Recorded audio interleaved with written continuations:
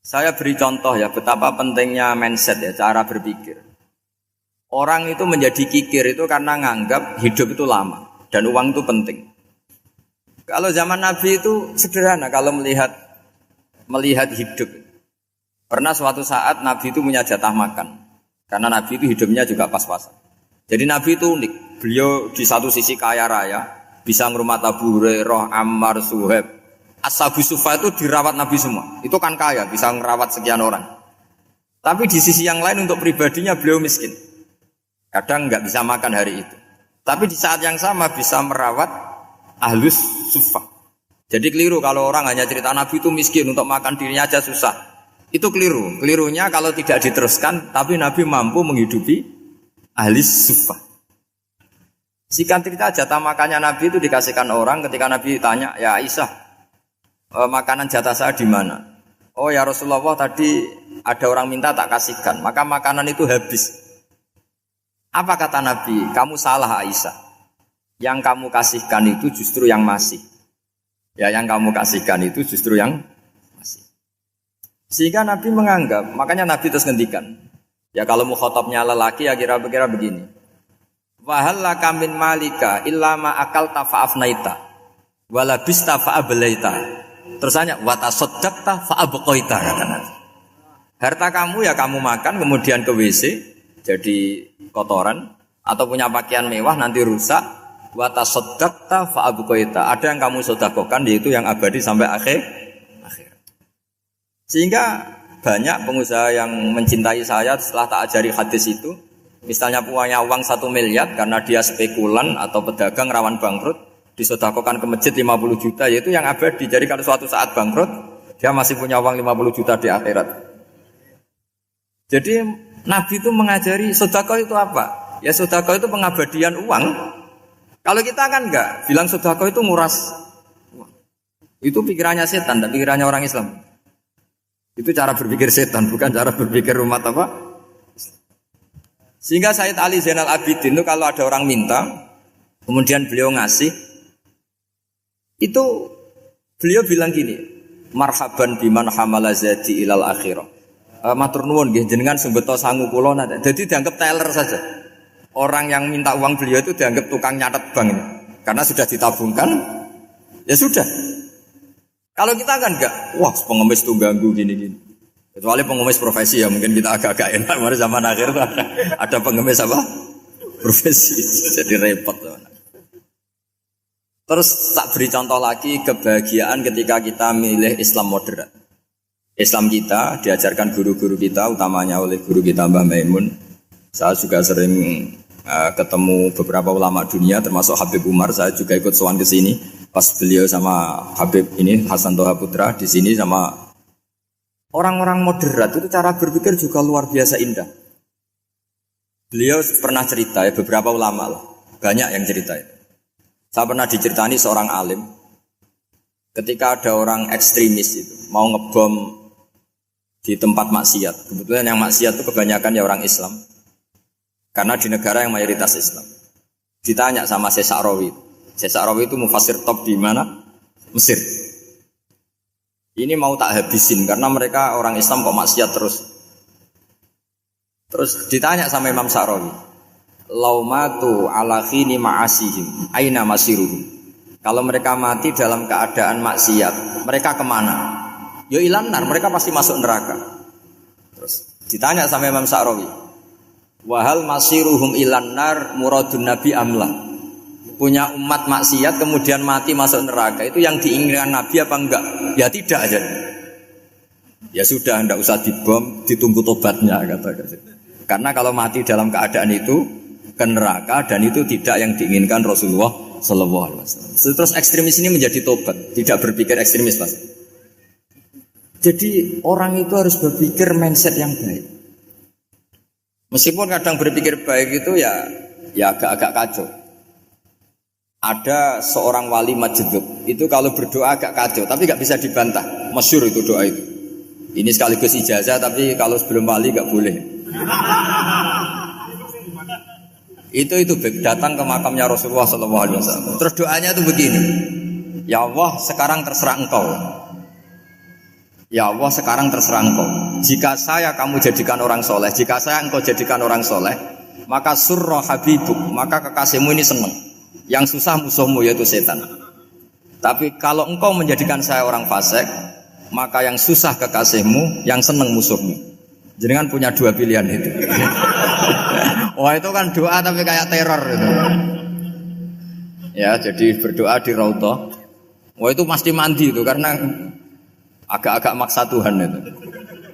Ya Allah, engkau punya dua pilihan. Jika saya jadi orang soleh, maka kekasihmu ini senang. Musuhmu yang susah yaitu setan. Tapi jika saya jadi orang fasik, maka musuhmu yang senang, kekasihmu yang susah. Mohon terserah jenengan, mau menyenangkan kekasihmu, apa menyenangkan musuhmu? Gitu. Kira-kira gimana? Kalau tertarik boleh doa itu dipraktekkan. Tapi kayaknya kalau copy paste itu gak keren, apa? Jadi dulu orang itu muamalah sama Allah dan Rasul itu rileks. Rileks itu nyaman karena ya tadi qul bi fadlillah wa bi rahmati fa bidzalika falyafrah. Sehingga Imam Izzuddin bin Abdissalam itu ngendikan innal ladzina yarmunal muhsanatil ghafilat. Di antara kebaikannya ibu-ibu atau mbak-mbak ini harus berstatus ghafilat. Perempuan-perempuan pelupa. Ghafilat itu pelupa. Pelupa dari kenikmatan maksiat sehingga mereka dengan taat. Misalnya ada ibu-ibu atau mbak-mbak atau juga bapak-bapak tahajud, kemudian nyaman dengan tahajud itu. Kira-kira terbersit enggak ingin maksiat? Enggak kan, karena sudah nyaman dengan tahajud, dengan taat. Maka dibutuhkan kenyamanan dalam beribadah. Sebab itu ala bidzikrillahi tatmainnul qulub. Makanya saya termasuk kiai yang setiap ngaji itu happy, seneng. Karena ini untuk kampanye, seneng dengan ngaji, dengan taat itu sudah luar biasa. Kayak apa kalau mereka senengnya kalau nunggu melakukan maksiat. Jadi termasuk bentuk perlawanan kita terhadap maksiat adalah usahakan kamu tuh sebahagia, senang dengan taat. Istiqnas billah, mu'anasah billah, farah billah, itmi'nan tumakninah billah. Sehingga ini mencukupkan kita tidak berkebutuhan maksiat. Meskipun kita ya manusia, pasti suatu saat atau sudah pernah maksiat. Serasa diceritakan lah, itu mesti gitu. Lah orang-orang dulu itu orang yang sukses mengelola bahagia ma'allah wa billah walillah. Jika wali-wali dulu itu jadi wali itu tidak mesti karena ibadahnya banyak, itu enggak. Mereka orang yang ibadahnya itu biasa. Biasa-biasa sekali. Ulama-ulama dulu ibadahnya biasa sekali. Tapi qulubuhum ma'allah, hatinya itu ma'allah. Itu ada seorang wali itu jadi wali, Umar bin Abdul Aziz yang dikenal khamisul khulafa. Khulafa. Di luar khulafa ar-rasyidin 4, di antara yang soleh adalah siapa? Umar bin Abdul Aziz. Itu ketika mau meninggal, itu senangnya bukan main. Itu semuanya nangis, beliau senang. Terus tanya, kenapa kamu senang? Memangnya saya kalau mati itu kemana aja? Ila khairi madhubin ilah, kezat terbaik. Dibang urip mbek kowe bolet atau mbek arhamur rahimin ya. Yaitu Allah Subhanahu. Jalaluddin Ar-Rumi ketika mau meninggal itu muridnya nangis semua, beliau marah. Kamu harusnya pesta karena saya mau ketemu kekasih saya, malah kamu tangisi, goblok sekali kamu katanya. Jadi orang-orang dulu itu luar biasa. Karena tadi mereka tidak ingin ketemu Allah itu dianggap problem. Harus sesuatu yang membahagiakan. Makanya wali-wali itu kalau berdoa begini. Wa khairu ayyami yauman alqa fi, dan jadikan hari terbaikku adalah hari ketika saya ketemu engkau ya Allah. Pernah dengar doa itu? Wa khairu ayyami yauman alqa fi, dan hari terbaikku adalah hari saat ketemu engkau. Aman kan enggak? Sampai mati ku wedi. Saya enggak tahu wedi dosa apa wedi Israel apa wedi malaikat siapa? Mungkar nakir. Sebenarnya tidak perlu seperti itu. Karena cara pandang Nabi itu ini bisa dipraktekkan. Kalau kamu orang baik, mati artinya apa? Ya baik. Karena husnul khotimah. Kalau kamu orang yang buruk, itu kata Nabi, anggap saja mati itu akhir dari keburukan kamu. Nah, kowe urip terus malah maksiat terus.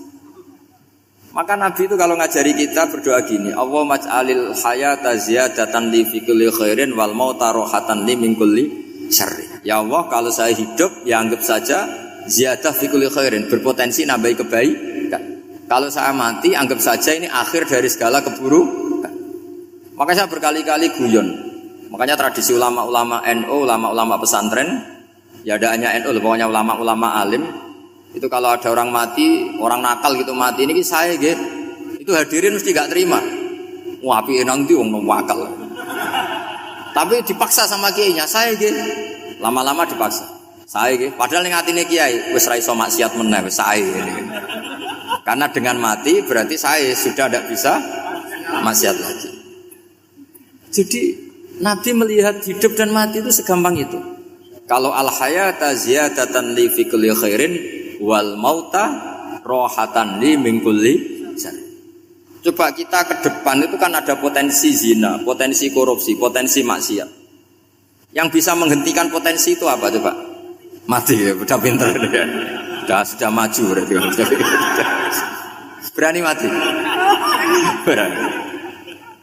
Tapi jangan di sini ngel-ngelo panitia.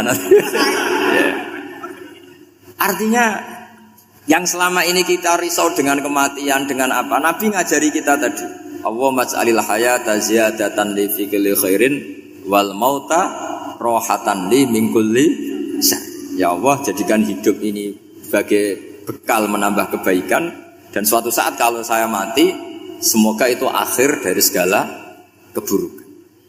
Jadi artinya Nabi itu ngajari kita itu positif terus. Sama seperti ulamanya tadi. Nak lagi rukun mbek tonggo ya sanggep ae kanca keapian. Nak nenengan ben ra utang ngoten. Dadi pokoke penak terus gitu. Nak bojo lagi ngamuk alhamdulillah gak ngajak blonjo.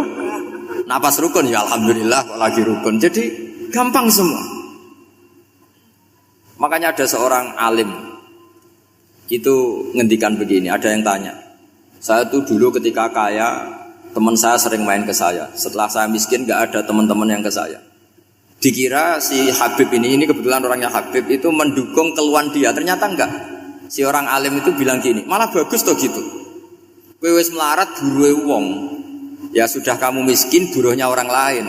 Misalnya tukang manol di pasar atau tukang becak. Kemudian teman-teman kamu datang, malah kamu malu toh jadi tontonan. Bagus kalau mereka lupa, pas kamu miskin enggak ada yang lihat katanya. Jadi apa ya, dianggap enteng saja itu. Akhirnya orang ini gak jadi ngeluh. Selama ini kan kita ngeluh ya, ketika miskin teman-teman gak datang. Coba kalau mereka datang pas kamu buruh bikin foto di orang lain, mantan bos buruh, malu gak? Milih datang apa enggak? Enggak lah, sudah bener itu. Jadi ulama dulu itu makanya sering baca biar tahu solusi hidup. Jadi ulama dulu itu gampang sekali melihat kehidupan itu. Gampang sekali, indah, gampang. Sekarang tuh enggak. Orang itu cara berpikir nuruti nafsu, itu yang bahaya. Makanya Quran kritik ara'aita man ittakhadha ilahahu hawa. Orang yang cara berpikir itu nuruti hawa nafsu. Kalau zaman Nabi, zaman sahabat, zaman ulama, itu enggak seperti itu. Sehingga cara berpikir itu mudah. Makanya kata Nabi, absyiru ya ma'sarul muslimin, kata. Kamu harus senang ya ma'sarul muslimin. Allah sekarang buka pintu langit yang sebelumnya enggak pernah dibuka. Dan Allah yubahi bikum malaikata, dan Allah membanggakan kamu kepada para malaikat. Kenapa? Umatnya Muhammad, umatnya Rasulullah Muhammad SAW, itu kalau sampean kepengin mati setiap saat itu baik, itu resepnya gampang kata Nabi. Addu faridotan wantadzoru ukhra. Jadi Allah memberitahu, ya Muhammad, umatmu ini luar biasa. Jadi misalnya tadi kita sholat subuh, ditanya, bahak kamu sekarang ngapain? Nunggu sholat duhur ya. Setelah sholat duhur ditanya lagi nunggu apa asar. Sehingga famangkanat hijratuhu ila Allah wa rasulih fa hijratuhu ila Allahi. Jadi kalau ya sudah ini tak ijazahkan. Kalau setelah sholat subuh nunggu apa? Duhur. Setelah duhur nunggu. Sehingga ketika kita mati itu statusnya penunggu sholat. Tapi kamu kan enggak miskin, kenapa? Penunggu kaya. Ya itu enggak masuk surga ya. Penunggu kemapanan. Berarti kan menunggu sesuatu yang seleranya nafsu. Beda kalau penunggu sholat. Berarti kamu di dunia menunggu ritual ibadah. Maka di antara ijazahnya Nabi apa? Addu faridotan wantazuru ukhra. Melakukan satu fardu, kemudian kita menunggu tugas berikutnya. Jadi niati saja setelah subuh nunggu apa? Duhur. Setelah duhur, meskipun kita di perapatan, apa? Nunggu asar. Tapi ya asar betul, jangan nunggu tok pas asar enggak. Jadi sebetulnya umat ini gampang sekali. Jadi di antara kebanggaan Allah, yubahi itu Allah bangga dengan malaikatnya adalah umat ini adalah addu faridotan wantazuru ukhra, melakukan satu fardu kemudian menunggu fardu yang lain. Dari mengkhidmati kampus, ingin mengkhidmati masyarakat, dari satu masyarakat lokal Semarang menjadi sampai sekarang sampai Banjarmasin, Unisula mau bikin kampus di sana terus gitu. Dari satu tugas ke tugas yang lain. Makanya Islam diajarkan setelah satu tugas selesai faida faruh tafan sok. Jadi sehingga hidup kita itu dinamis, dari satu kebaikan menunggu kebaikan lain, dari satu kebaikan menunggu, sehingga hidup kita ngapain? Nunggu satu kebaikan. Ini sudah masuk faman kanat hijratuhu ilallahi wa rasulih fa hijratuhu ilallahi wa rasulih. Sehingga bayangkan kalau kita direkam Allah, Gusti kula ampun mati nak dereng sugih. Wis melarat puluhan tahun, sakit, nunggu sesuatu sing sifatnya nafsu, kepengin sugih. Sugih tok aja cukup. Tahu burono wong sing tahu ngenyendekne lho, itu kan urung-urung wis dendam. Saya belum mau mati sebelum kaya dan buruhkan orang yang pernah melecehkan saya. Wis ngono akhirnya mati urung sugih. Berarti wis fakir matine hasud. Mau itu ngenes dunia akhirat kan kira-kira seperti itu. Kamu santai aja kalau fakir berarti meringankan hisab karena ada banyak harta. Yang mau dihisab papanya enggak punya apa-apa. Jadi saya mohon sekali ya, Islam itu mengawal kebahagiaan. Sebab itu sampai bahagia itu menjadi perintah Islam, kul bi fadlillah wa bi rahmati fa bidzalika falyafrahu. Karena dengan bahagia bi taat diharapkan orang Islam itu tidak bahagia atau cari kesenangan lewat jalur apa maksiat. Sehingga ciri utama wali apa? Ala inna auliya Allahi la khaufun alaihim wa lahum yahzanun. Sehingga ulama dulu itu rileks-rileksnya, termasuk yang saya ceritakan tadi, Imam Ahmad, Imam Syafi'i, itu melihat apa saja rileks. Ya tadi kalau disenangi orang ya barokah, punya kawan kebaikan, nak dineng ya barokah dineng di gedingi tonggo rada utang, ngeranjuk tulung itu. Jadi rileks saja. Masyhur itu Imam Syafi'i ngendikan waman asaa ilaika faqad atlaqaka. Orang yang berbuat buruk sama kamu hakikatnya adalah membebaskan kamu. Atlaqo itu apa? Membebaskan. Enak gak jadi hidup gitu? Kalau kamu kan enggak, kok gedeng aku salahku apa? Malah kamu ujub tuh, orang kok gak tahu salahnya. Kamu jadi suami, istrinya ngomel, kurang apa saya sebagai suami? Ya kurang banyak, enggak ganteng, enggak kaya, enggak ini. Malah kalau diterangkan malah parah toh. Ya sudah rileks saja. Kalau dia ngomel ya tadi alhamdulillah dapat pahala tanpa apa? Biaya. Terus ngomel kan butuh energi, paling yang tidak kuat 3 jam. Nanti juga berhenti apa? Sendiri. Terus ambil nilai positifnya. Misalnya ngomel sama suaminya, bagus lah. Kalau ngomel sama tetangga malah kayak apa gitu aja udah. Jadi ulama dulu itu gampang sekali melihat hidup. Rasulullah ya gitu, melihat hidup tuh gampang saja. Ketika tanya, ya Aisyah apa ada sarapan? Tidak ada ya Rasulullah, ya sudah saya tak puasa. Jadi enteng saja. Kadang-kadang beliau ingin puasa, ya puasa sunat, ada sarapan nggak jadi puasa. Rileks. Nabi itu rileks. Kalau ngajari kebaikan juga rileks. Nah sekarang itu banyak orang yang karena mungkin kurang baca, Islam tuh kayak menjadi aturan yang bengis, yang repot, yang mengekang.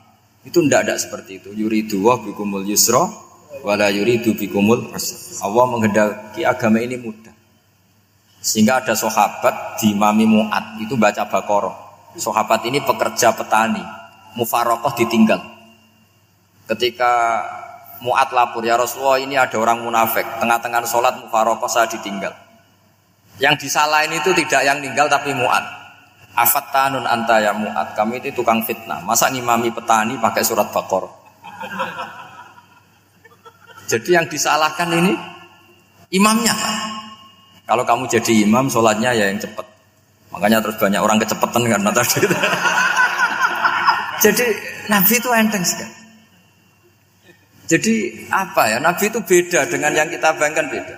Nabi pernah ngaji di masjid, kemudian ada tetangga lewat pakai cangkul ke kebun. Semua sahabat gerutu. Ini orang tidak benar. Ada Nabi ngaji ditinggal saja ke kebun, tidak ikut ngaji. Jawabannya Nabi tidak. Itu bagus, itu ikut sunnah saya. Kenapa ya Rasulullah? Dia kerja nyari halal. Dan untuk menghidupi keluarganya itu juga ajaran saya. Sehingga yang ngaji ya ajarannya Nabi, yang enggak ngaji karena kerja mencukupi keluarga juga ajarannya Nabi. Segampang itu. Kalau kayaknya kamu kan, wes gak roh akhlak kan gitu. Nabi rileks saja Nabi. Sampai bisa lihat itu di Ihya di bab Fadhailul Kasbi. Makanya ini penting sekali supaya orang itu berpikir Islam atau mendakwahkan Islam itu berdasar sanad ya yang muttasil yang pernah dilakukan Rasulullah sallallahu alaihi wasallam. Semoga barokah. Assalamualaikum warahmatullahi wabarakatuh. Waalaikumsalam warahmatullahi wabarakatuh. Halo. Terima kasih kami sampaikan atas pencerahan yang disampaikan oleh Gus Baha. Alhamdulillah ini masih ada waktu yang sangat panjang sehingga kita akan buka sesi tanya jawab.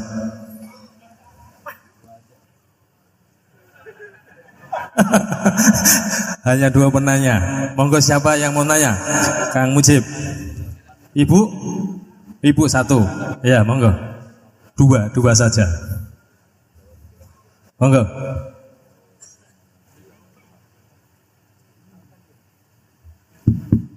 Assalamualaikum warahmatullahi wabarakatuh. Allahumma arinal haqqa haqqan warzuqna tiba'ah wa arinal batila batila warzuqna tinabah. Gus, di era sekarang ini terlalu banyak kiai. Jadi saking banyaknya kita yang awam ini bingung mana kiai yang benar, yang betul-betul benar menurut Allah. Mana yang seperti nampaknya benar tapi ternyata itu tidak seperti yang diinginkan Allah. Jadi cara pandang panjenengan ini bagi saya sudah luar biasa mencerahkan sekali.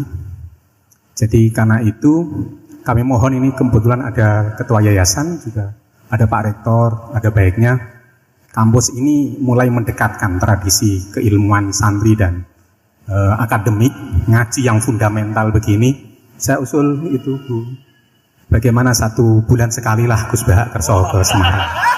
Itu yang pertama. Yang kedua, saya juga termasuk orang yang gelisah dengan realitas sekarang. Saya juga mau ngajukan permohonan kepada Gus Baha.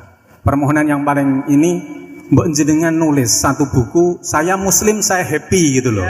Ini kayaknya pas banget ini. Jadi ben ora ketok kok serius banget beragama, saiki iki abot banget gitu.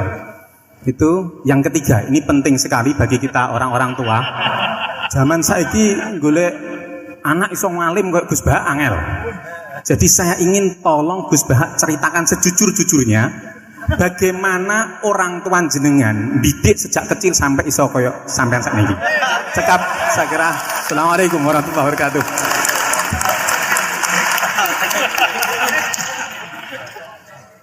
Yang kedua, monggo. Mohon dibantu mic. Assalamualaikum warahmatullahi wabarakatuh. Gus Baha, kula badhe tangklet. Jangan kayak ini ya.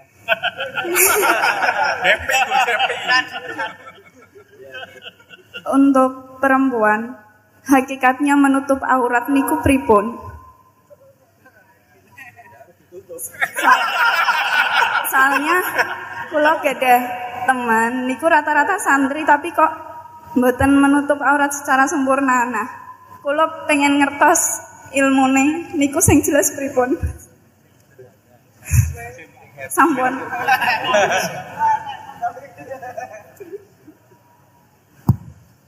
Ini sudah normal ya. Pakai ini aja.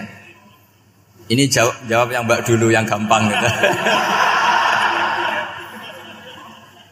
Ya yang jelas itu satrul aurat itu ada yang fisik ya, kayak menutup aurat dalam mazhab Syafi'i kita tahu auratul mar'ah fis sholat itu ada pengecualian ilal wajah wal kafain. Tapi kalau kharijah sholat adalah jami'u badaniha dalam madzhab Syafi'i. Tapi dalam sebagian ulama mengatakan ilal wajah wal kafain tetap termasuk istisna di luar sholat. Itu dari segi fisik ya atau zahir. Tapi sebetulnya juga harus dilakukan satrul aurat secara maknawi, menutup sesuatu yang buruk. Artinya kan gini ya, aurat itu kan sesuatu yang buruk kalau kelihatan. Sehingga misalnya kasus di beberapa negara, mungkin fisiknya sudah benar ditutupin, tapi mungkin tetap maksiat. Tapi ada yang gugat, yang penting nggak maksiat meskipun buka aurat. Ya keliru, buka aurat sendiri sudah maksiat, itu malah aneh lagi. Gitu. Tapi yang jelas filosofi hijab atau satrul aurat itu usahakan yang zahir maupun yang apa? Batin. Karena Indonesia itu memang agak unik. Saya sering ketemu peneliti dari beberapa negara, meneliti Indonesia itu paling pusing. Kadang ada orang yang auratnya biasa datang ke masjid. Itu kan bingungkan malaikat, mau ditulis dosa itu ke masjid, mau ditulis taat itu buka aurat. Tidak tahu hitung-hitungannya gimana nanti. Tapi memang ya sudah seperti itu. Yang jelas standar aurat ya kita tutupin sesuai standar madzhab Syafi'i maupun mengikuti yang tidak apa Syafi'i. Tapi filosofinya juga harus kita ikutin. Jadi dua-duanya harus kita ikutin. Sebagai perintah, bukan sebagai syarat. Itu beda loh, perintah sama syarat itu. Sebagai perintah, bukan sebagai syarat. Kalau sebagai syarat itu begini. Syaratnya orang Islam itu harus nutupi aurat begini-begini. Nanti kalau yang enggak gitu dianggap tidak Islam, itu menjadi ekstrim. Tapi kalau sifatnya perintah, ya perintah saja. Yang enggak melakukan paling banter dianggap fasikoh atau tidak solihah, tapi tidak sampai menjadi keluar dari Islam. Ya jadi gitu ya. Jadi karena apa ya? Ya sudah seperti itu. Obsesi kita tentu ingin kesolehan. Ingin kesolehan sebagai perintah, saya ulang lagi. Jangan biasakan kalau ada aturan itu sebagai syarat. Misalnya gini, kowe nak ora alim ra anakku, itu bahaya. Mosok ora alim terus ora anakku, karena rata-rata orang itu udah alim gitu. Nanti terputus dari bapaknya semua. Tapi hanya sifatnya perintah. Perintahnya seorang bapak ke kita supaya alim. Makanya ulama mengatakan perintahnya Allah. Perintah itu lebih rileks daripada disebut syarat. Karena syarat sekali enggak memenuhi menjadi ndak. Makanya Sayyid Muhammad kalau ngarang kitab sering wajibat itu lebih ringan ketimbang apa? Syarat. Jadi beda kalau dalam filosofi ilmu itu. Jadi gampang perintah. Tentu yang enggak melakukan perintah itu ya kurang baik, tapi tidak sampai keluar dari apa? Islam. Karena perilaku kesolehan itu perintah, bukan syarat. Sehingga Nabi nanti ngendikan beberapa yang masyhur itu kan syafaati li ahlil kabair min mati. Meskipun umatnya yang enggak benar ya tetap diakui sebagai umat.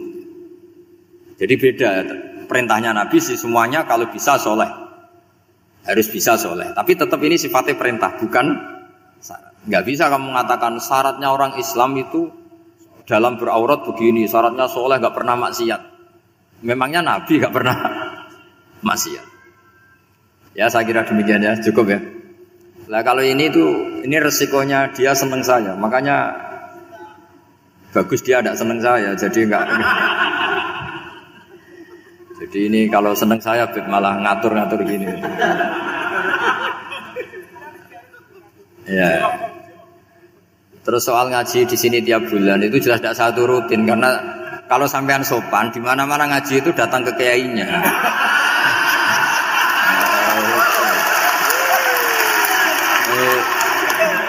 Itu kalau Imam Malik ada pertanyaan kayak Anda dimarahin. Al ilmu yu'ta la ya'ti. Jadi sumur itu tidak tangin, bukan sumurnya dipindah. Ini enggak sopan sekali.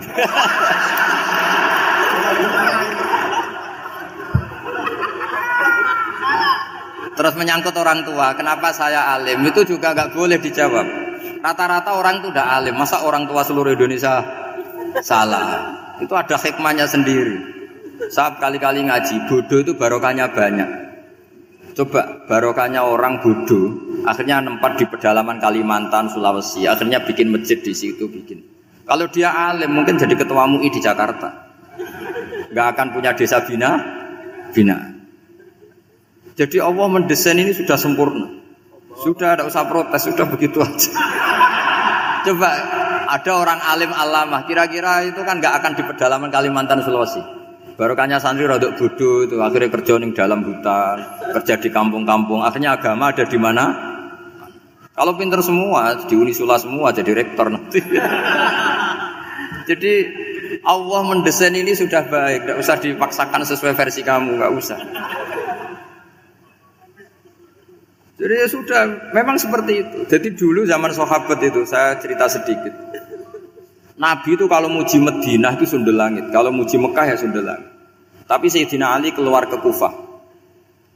Sayyidina Ali itu akhirnya pindah ke Kufah, ke Najaf. Karena pikirannya Sayyidina Ali, Mekah Madinah hanya baik secara bukah, secara tanah. Tapi di antara kebaikan Nabi adalah nasrul Islam. Akhirnya Sayyidina Ali milih ke Kufah. Andai kan sahabat tidak milih keluar dari Mekah Madinah sebagiannya, pasti Islam tidak menyebar. Karena semuanya tersentralisasi di Mekah dan Madinah. Tapi ada saja sahabat yang tetap nyaman di Mekah Madinah karena sholat di sana sebagaimana 1000 sholat. Ya sudah seperti itu, dilihat gampang saja. Akhirnya yang di Mekah Madinah ya tidak ngeritik yang keluar juga tidak ngeritik yang di Mekah Madinah. Jadi yang alim tidak ngeritik yang bodoh apalagi jangan ngeritik yang alim. Yang jelas orang bodoh ngatur orang alim itu dosa itu yang. Ya, saya kira demikian. Assalamualaikum warahmatullahi wabarakatuh.